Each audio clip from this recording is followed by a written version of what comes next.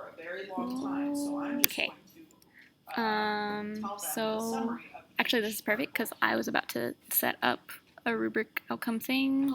Don't mind me, I'm just screen recording over here. So let's see, what do I do? Okay, you go to the assignment. Here, no, wait, there. This is my assignment.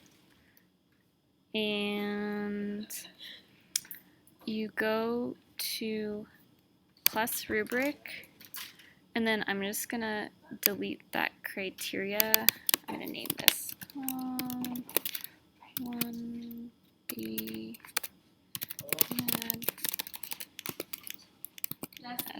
scientist rubric, and then you go to find outcome.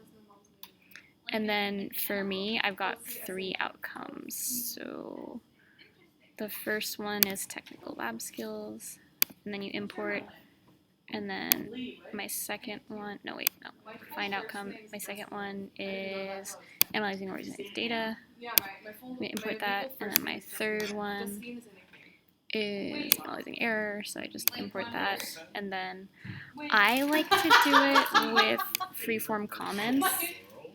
And then when you do that, you just enter the points, and then you just like type in your comments, and you can reuse like common comments.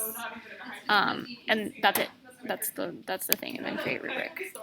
So then when you go to like actually grade and speed grader, okay, this was what I used to have a crush on college. And like it got out. You go to view rubric here. And then you can just like type in your comments on the document there, and then give a score there, and then this score will be imported into that Learning Mastery Gradebook when you save it. And that's it.